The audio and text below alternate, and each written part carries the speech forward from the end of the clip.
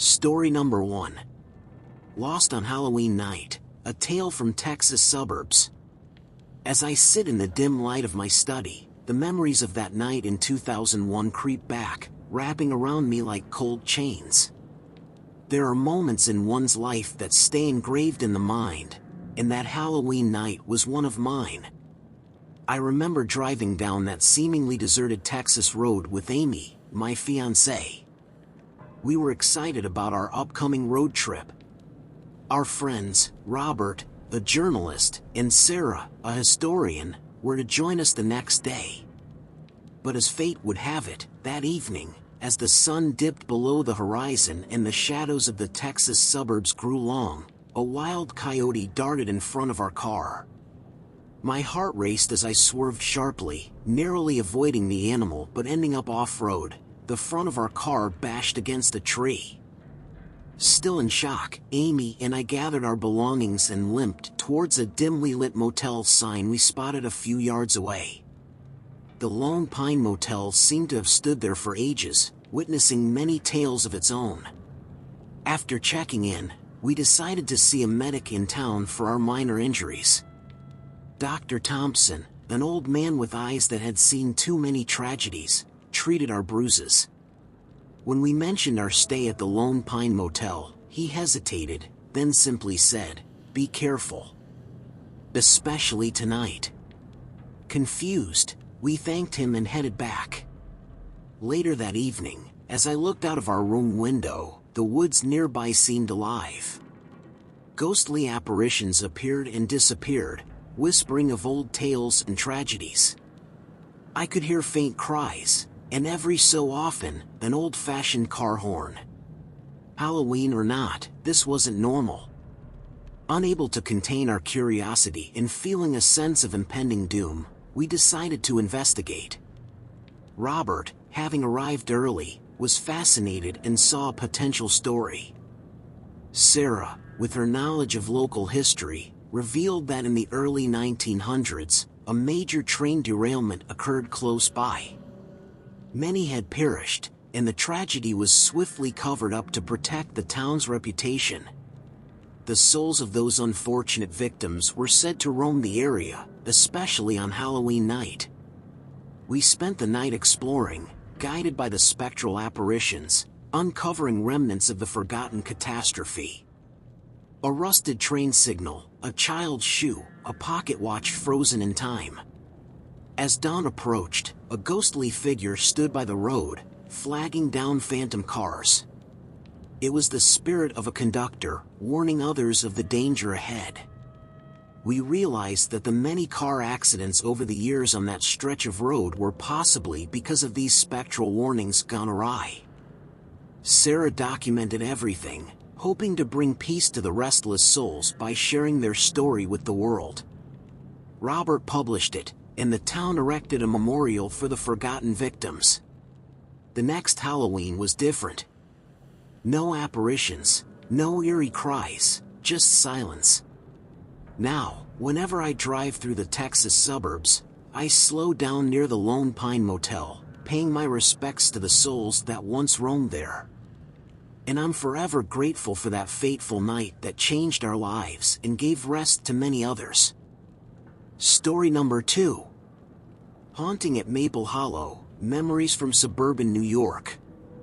Whenever the chill of autumn rolls in, I find myself pulled back to that night in 2002. Those memories still linger, and every Halloween, they replay in my mind like an old, worn-out movie reel. Driving through suburban New York with my best friend, Jake, was supposed to be the beginning of a fun weekend. We were tourists, eager to experience the Halloween festivities the city promised. Joining us were Lisa, an aspiring journalist, and Mike, a local librarian with a passion for regional ghost stories. The evening seemed typical enough until a frantic man, with terror evident in his eyes, darted out in front of our car. I swerved in panic, the tires screeching, barely missing him but managing to graze a nearby tree. The man, disoriented and gasping for breath, stumbled and collapsed by the roadside. Leaving the car behind, we carried our bags and the unconscious man towards a nearby hostel, the Maple Hollow Inn. Once settled, we called for medical assistance. Dr. Bates, a stern-looking woman but with kind eyes, treated our minor injuries and assured us that the man, though traumatized, would be fine. As night deepened, peculiar things began to unfold. From the window of our room, the adjacent forest seemed to teem with shadowy figures. Whispered voices wafted from the trees, speaking of sorrow and pain. Every so often, the scene of an old-time accident would play out on the road, complete with spectral cars and pedestrians, only to vanish into thin air. Driven by a mix of fear and curiosity, we decided to investigate. With Lisa documenting everything, Mike led the way, recounting tales he had read about a major accident that had taken place on that very road in the early 1900s. A bus filled with passengers had collided with a car, leading to many casualties. The accident was hushed up, and over time, became just another forgotten tale of suburban New York. As we delved deeper, we discovered old newspaper clippings and photographs hidden in the walls of the hostel. They detailed the tragedy, and with each piece of evidence, the apparitions grew more vivid, reenacting the night of horror. The man we had saved turned out to be a descendant of one of the victims. Haunted by the events of that night, he had been trying to communicate with the spirits and seek closure. Together, we created a memorial at the accident site, paying our respects and acknowledging the lost souls. Lisa's documentary on the tragic events and our paranormal experience garnered attention, leading to widespread acknowledgement of the tragedy. The following Halloween was serene. No ghostly reenactments, no whispered cries, the souls seemed to have found their peace.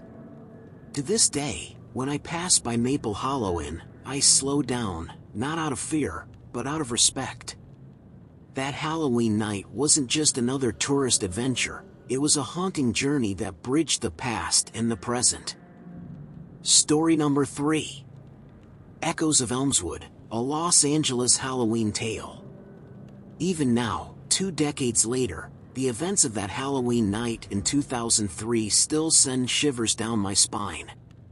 That night remains etched in my memory, an unsettling reminder of the line between our world and the unseen. I was driving through a Los Angeles suburb with my sister, Claire.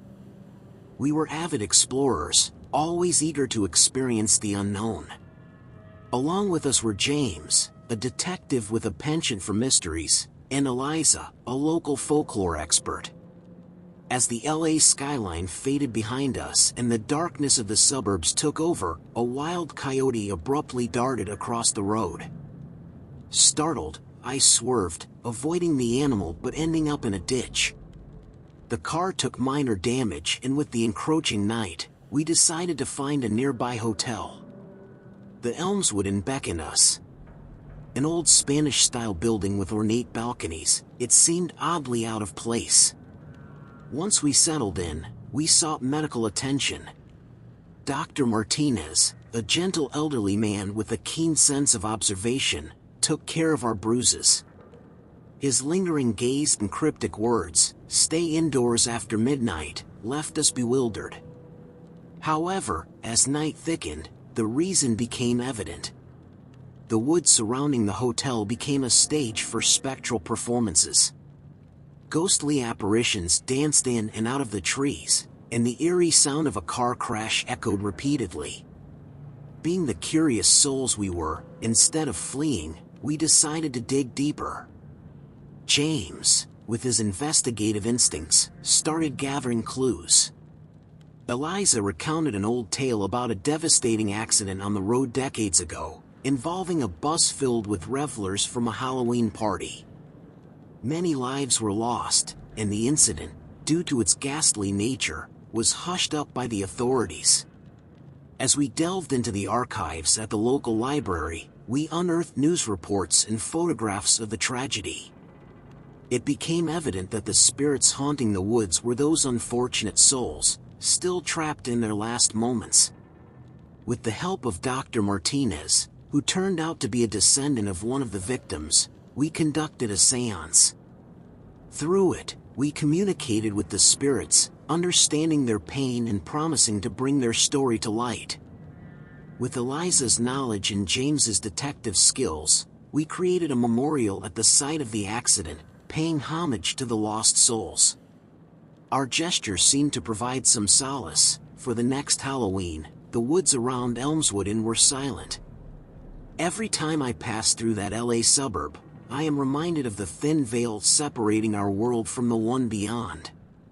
And while many seek LA for its glamour, I treasure it for the lessons from the past, lessons that taught me to respect, remember, and reconcile.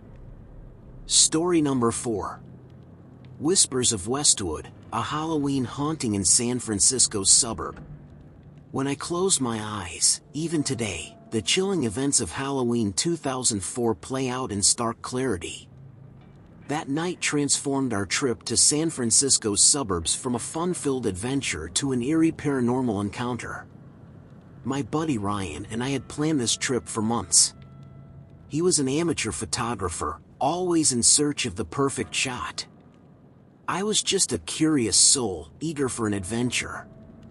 Joining us on this trip were Emily, a curious journalist with a nose for mystery, and Professor Leonard, an archaeologist deeply fascinated by local legends.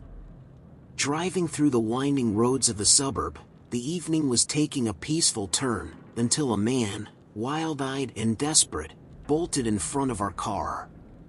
I jammed the brakes, swerving sharply, the tires screeching in protest. While we avoided hitting him, our car kissed the edge of a roadside tree. The man, equally shaken, collapsed on the roadside grass. Given the lateness of the hour, we decided to seek shelter at a nearby hostel, aptly named Westwood Wanderings. After ensuring the man was resting in one of the rooms, we visited Dr. Palmer, a neighborhood practitioner, to tend to our bruises and the man's frazzled state. As midnight neared, Westwood Wanderings began to live up to its name. From our window, the neighboring forest came alive with phantoms, echoing long-lost laughter and screams. The faint silhouette of an old trolley, spectral in appearance, would occasionally pass, filled with ghostly figures. Fascinated yet fearful, we decided to delve into the mystery. Professor Leonard had heard tales of a trolley accident from the early 20th century, where revelers, heading home from a Halloween party, met their tragic end. The accident was said to have been swept under the rug to avoid tarnishing the suburb's reputation.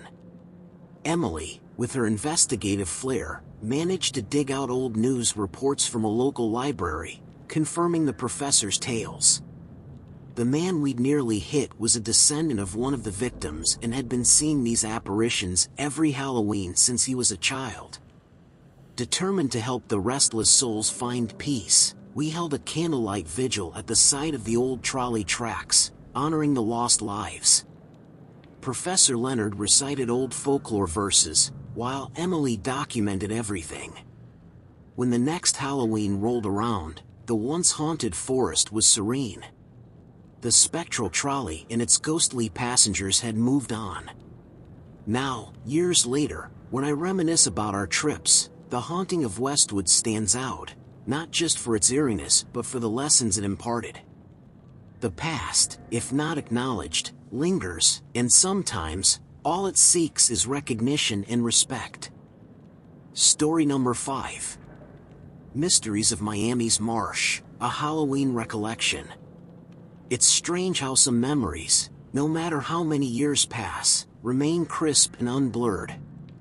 The Halloween of 2005 is one such memory for me, one that cast the balmy suburbs of Miami in an entirely different, haunting light. I was driving with my girlfriend, Lily, on a spontaneous Miami getaway. Joining our little adventure were Carlos, a marine biologist, and Isabella, a retired police officer with a wealth of stories from her days on the force. As the sun kissed the horizon goodbye, our journey took a sudden, frightening turn. A swift panther-like creature darted across the road, its eyes reflecting our headlights momentarily. Startled, I swerved to avoid it, causing our car to skid and crash into a nearby signpost. Shaken, we gathered our things and limped to the nearest shelter, the Mangrove Manor, an old but charming hotel nestled between Miami's suburbs and a dense marshland. After checking in, we sought medical help. Dr. Fernandez, a local with a deep-set gaze and a demeanor of someone who's seen too much, attended to our injuries. That evening, as the clock neared midnight, the stillness of the Miami night was broken by ethereal murmurs from the adjoining marsh. Shadowy figures roamed the woods, their outlines shimmering in the pale moonlight. The atmosphere was thick with history and sorrow, a palpable feeling that the boundary between the living and the dead had blurred. Carlos, intrigued by the marsh's ecosystem and legends, shared tales of a shipwreck from the 1800s, where many lost their lives in a storm. The ship, carrying treasures and hopeful immigrants, met its doom right in the marshland we were overlooking. Spurred by our collective curiosity, and with Isabella's investigative prowess, we ventured into the marsh in daylight. Hidden beneath overgrown mangroves, we discovered remnants of the shipwreck, rusted coins, shattered compasses, and tattered diaries that spoke of dreams and hopes. Realizing that the spirits haunting the marshland were those of the shipwreck's victims, we decided to pay our respects. Guided by Carlos's knowledge and Isabella's experience, we held a ceremony on the following night, acknowledging the lost souls and praying for their peace. The next Halloween, the Mangrove Manor was different. The oppressive weight of sorrow had lifted, replaced by a tranquil serenity. While I've had many adventures since, that trip to Miami's suburbs stands apart. It wasn't just about the thrill or the chills, it was a poignant reminder of the past's presence and the importance of acknowledging it. And so, whenever I find myself near a marsh or a coastline, I spare a moment, a silent nod to the spirits of the sea and land, forever intertwined in their timeless dance. Story number 6. Shadows of Silver Pine Lane, an Orlando suburbs tale. It has been years, but when the chilly breeze of October graces the land, my mind invariably drifts back to 2006. Orlando, known for its theme parks and bustling city life, revealed a hidden, spine-chilling facet to us that Halloween. My friend Alex and I were road tripping through Florida. He, with dreams of becoming a filmmaker, and I, ever the storyteller, were always on the hunt for a gripping narrative. Along for the ride were Natalie, an urban explorer, and Professor Gray, an anthropologist passionate about Florida's history. The night was unusually foggy as we drove through an Orlando suburb. Out of the swirling mist, a man, his eyes reflecting pure terror, suddenly darted in front of our car. I swerved, my heart in my throat, narrowly missing him but colliding with a roadside fence. The man, shaken and pale, crumpled to the ground. Given the state of our vehicle and the encroaching darkness, we decided to check into a nearby hostel named Pinegrove Stay. After settling the disoriented man in a room, we sought medical attention from a nearby clinic. Dr. Mitchell, with steady hands and an observant eye, treated our superficial wounds. When mentioned where we were staying, he simply muttered, "Be cautious," without any further explanation. True to the spirit of Halloween, as the clock ticked towards midnight, the woods surrounding Pinegrove Stay came alive with spectral figures. The whispers of lost souls, fleeting shadows, and the haunting echoes of a tragedy filled the air. Natalie, always eager for an adventure, discovered an old map in the hostel's library, indicating a forgotten roadway that once passed through the woods. Professor Gray recalled an old tale about a school bus accident from decades past. The bus, carrying children on a Halloween night, never reached its destination. The incident was overshadowed by other events and slowly faded from public memory. With Alex's camera and my notebook, we decided to unearth the truth. Venturing into the woods, we stumbled upon rusted remnants of the bus, and nearby, a weathered memorial stone, long forgotten. The restless spirits, it seemed, were those innocent souls, still yearning to be remembered. The next day, with Professor Gray's guidance, we organized a small commemoration ceremony, honoring the departed. The man we had saved, as it turned out, had lost his sibling in that very accident and had been drawn to the spot every Halloween. By the time the next All Hallows Eve came around, the air around Pinegrove Stay felt lighter, and the woods, though still mysterious, were no longer haunted by the sounds of the past. To this day, when people speak of Orlando, while most recall magical kingdoms and thrilling rides, I remember the souls of Silver Pine Lane, and how acknowledging the past can heal both the living and the departed. Story number 7. Sin City Spirits, a Halloween night in suburban Las Vegas. Years have passed, but there are memories that, no matter how hard you try, refuse to be drowned in the sands of time. The Halloween of 2007 was one such memory, a chilling encounter in the shadows of the glitz and glamour of Las Vegas. Driving through a Las Vegas suburb with my college roommate, Mark, was supposed to be an escape. Vegas promised neon lights, casinos, and exciting nightlife.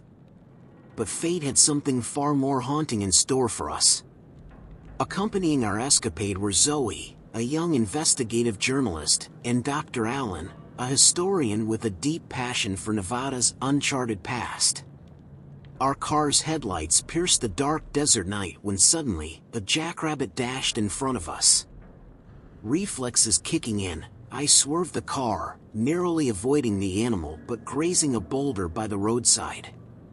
Assessing the minor damage and shaken by the event, we decided to check into the nearby Desert Mirage Hotel, a quaint establishment miles away from the bustling strip. Once settled, a visit to the local clinic had us introduced to Nurse Luna. Her deft hands dressed our minor wounds and her hushed voice whispered cautionary tales of the Desert Mirage's surroundings, especially on Halloween night. As darkness deepened, the calm desert landscape transformed. The silhouettes of people, long dead, loomed amongst the cacti and Joshua trees. Whispered conversations, long forgotten, echoed through the winds. The history of this place was alive and desperate to share its tale.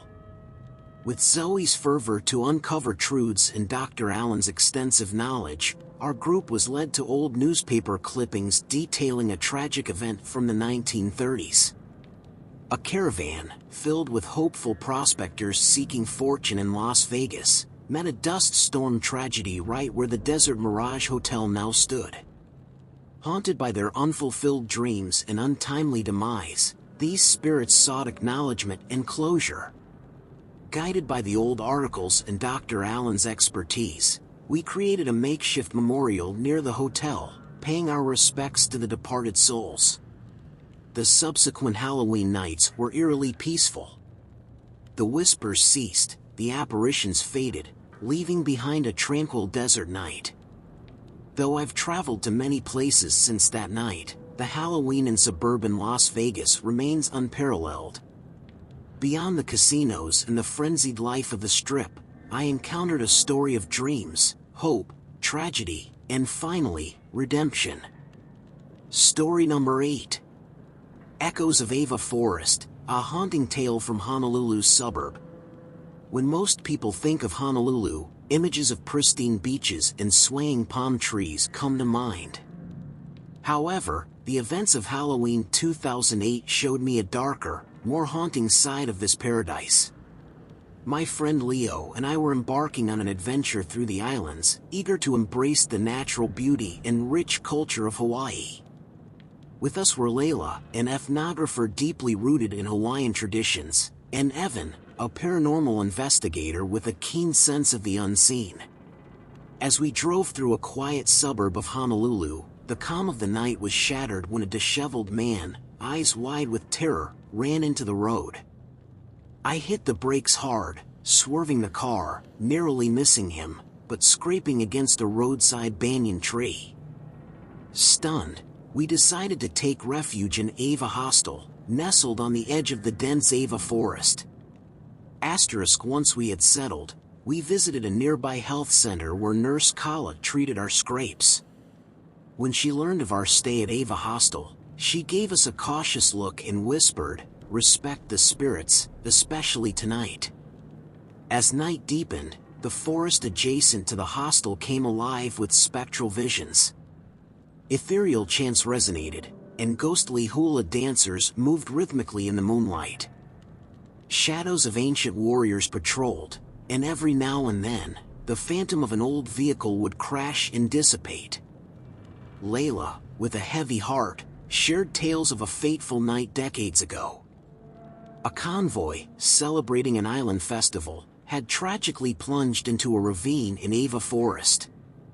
The incident, cloaked in mystery, became a taboo topic in the community, leading restless spirits to linger, awaiting acknowledgement.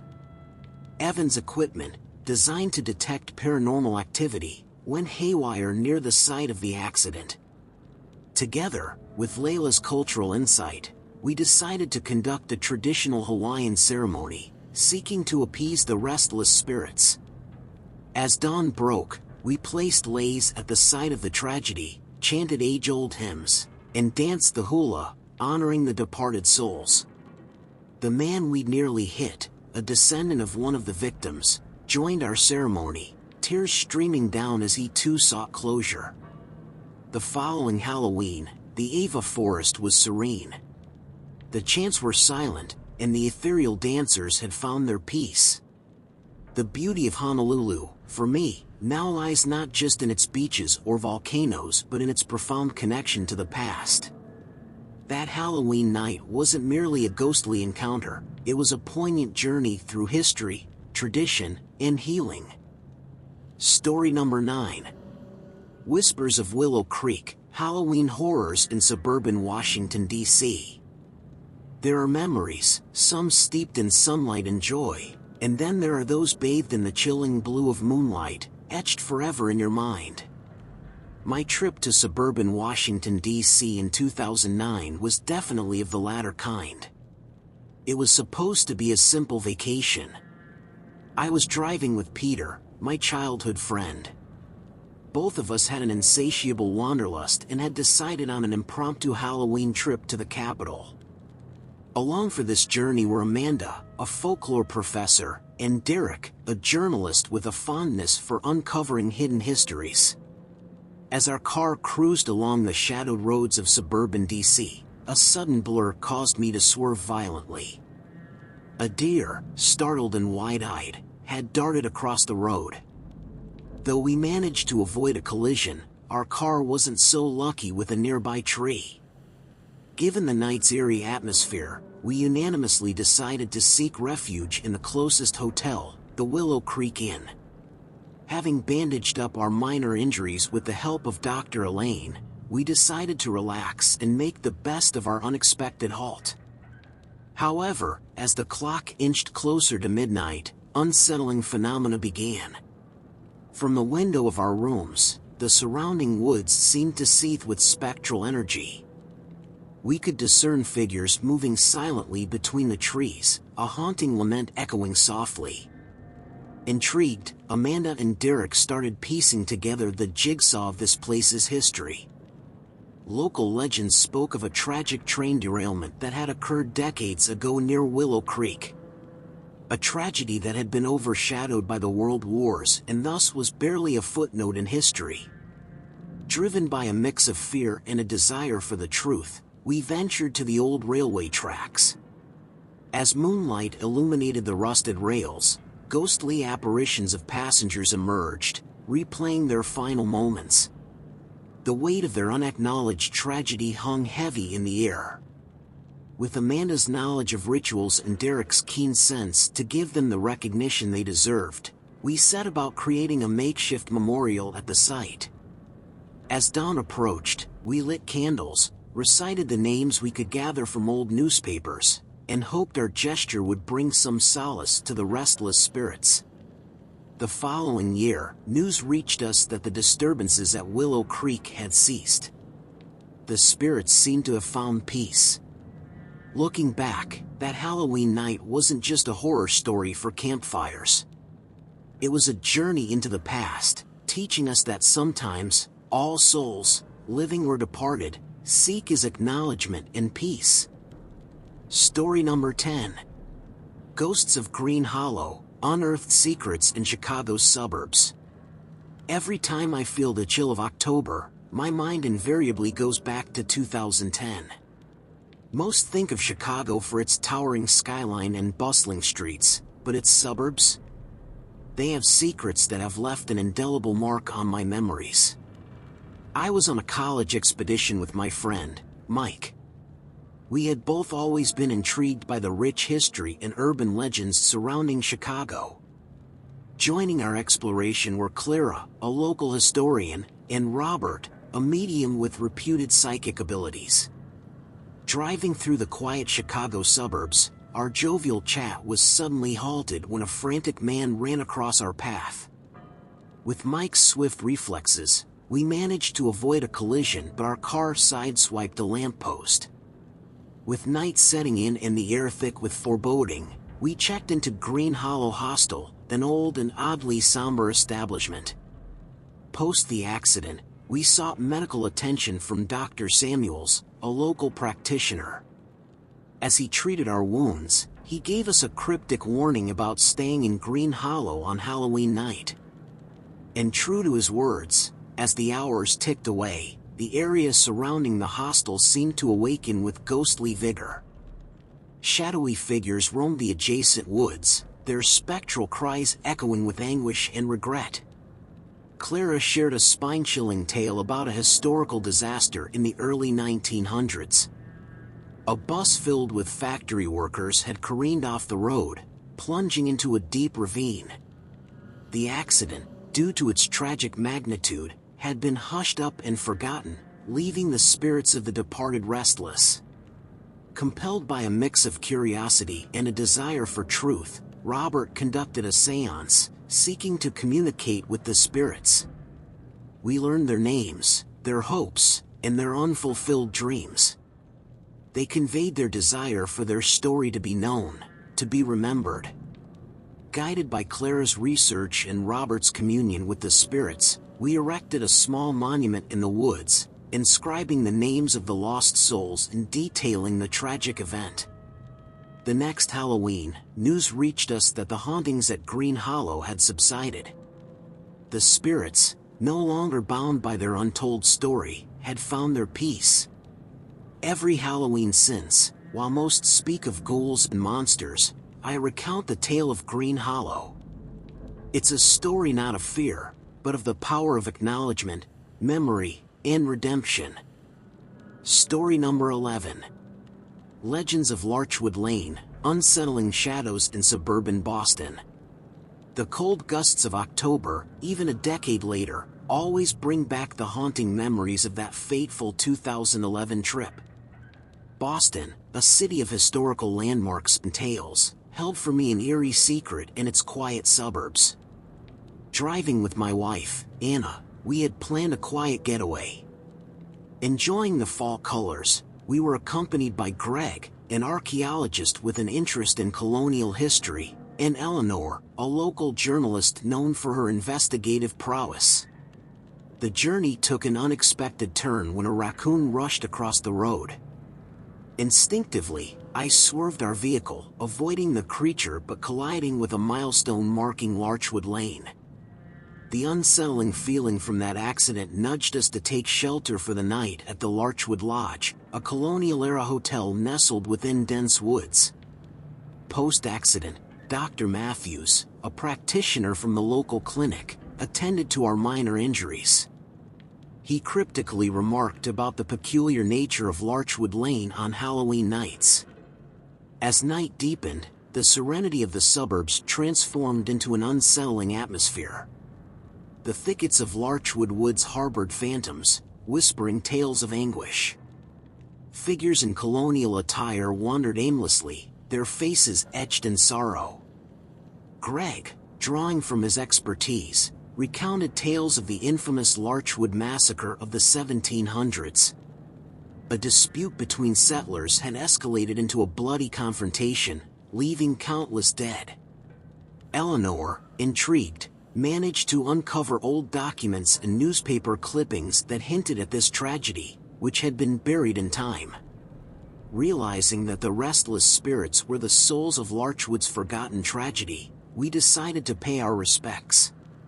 Guided by Greg's historical insights and Eleanor's findings, we conducted a candlelit vigil, reading out the names of the known deceased and acknowledging the lost souls. By the time the next Halloween approached, Larchwood Lodge was no longer haunted by its sorrowful phantoms. The spectral figures had faded, seemingly content with being remembered and honored. Years have passed, and many places have been explored, but the eerie events of that Halloween in suburban Boston remind me of the intertwined realms of the living and the departed. That night wasn't just about fear, but also about understanding, empathy, and the power of remembrance. Story number 12. The Phantoms of Penn's Woods, a Halloween haunting in suburban Philadelphia. It's been years since that spine-chilling Halloween night in 2012. Yet, every time I pass a dense forest or an old hostel, memories from that trip flood back, reminding me of the thin line between the known and the unknown. On that fateful night, my friend Eric and I were driving through the suburbs of Philadelphia, soaking in its rich history.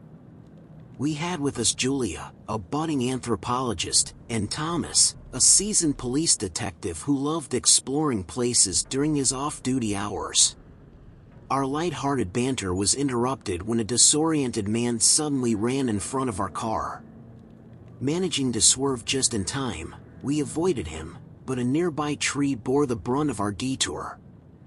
Assessing our situation in the late hour, we decided to lodge at Penn's Woods Hostel, an old establishment nestled by a dense, sprawling forest.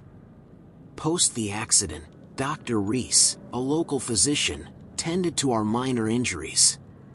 Her grim expression when mentioning our choice of lodging did not go unnoticed, and she briefly murmured about eerie incidents reported in those woods, especially on Halloween nights. Darkness brought with it an uncanny silence, occasionally broken by ghostly whispers and ethereal figures wandering the woods. The spirits seemed trapped in a relentless loop, repeating their final moments with anguished expressions. Julia, always the inquisitive one, began delving into local archives, trying to unearth any significant event linked to Penn's Woods. To our horror, she unveiled a chilling tale from the late 1800s. A large caravan, carrying immigrants to new settlements, met a tragic end on the very road we had been traveling. A bridge had collapsed, and many lives were lost in the icy waters below. With Thomas's expertise, we revisited the accident site, finding remnants of the old collapsed bridge, eerily glowing in the moonlight. We realized the wandering spirits were those of the ill-fated caravan, their souls trapped due to the untold tragedy. Determined to bring them peace, we held a memorial service, lighting candles and offering prayers. Julia recited the names of those lost, while Thomas, using his connections, ensured a proper historical marker was placed at the site. Future travelers reported a noticeable change. The restless apparitions of Penn's Woods seemed to have found their peace, no longer bound to the tragic memories of that forgotten accident. As I recall that Halloween in suburban Philadelphia, it stands not as a mere ghost story but as a testament to the power of acknowledgement and remembrance, and the deep-rooted histories that places hold. Story number 13. The Shadows of Sundown Ridge, eerie echoes in suburban Dallas. There are some nights that never fade, some memories that remain as vivid as if they just occurred. The Halloween night of 2013 in suburban Dallas is such a memory for me. My sister, Laura, and I decided on a road trip, hoping to rediscover the charm of our homeland. To enrich our journey, we were joined by Jackson, a historian passionate about Texan folklore, and Elise, a geologist with a penchant for unearthing not just rocks but tales too. The tranquility of our drive was disrupted when a coyote leaped out of the bushes, forcing me to swerve the car abruptly. Although we narrowly missed the animal, our car suffered, meeting a large boulder on the roadside. Given the situation and the impending darkness, we chose to rest at the Sundown Ridge Inn, which was adjacent to a vast stretch of woods. After seeing Dr. Ramirez, who attended to our bruises, we learned of whispers among locals about the peculiar happenings at Sundown Ridge, especially on All Hallows Eve. Nightfall brought with it a series of eerie incidents.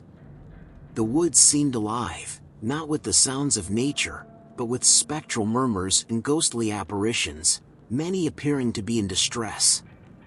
Curious and alarmed, Jackson delved into local archives. He discovered a tragic event from the early 1900s. A local mine, which Elise identified as being rich in quartz, had collapsed. Numerous miners were trapped, and rescue attempts, due to the complexity of the terrain, were in vain.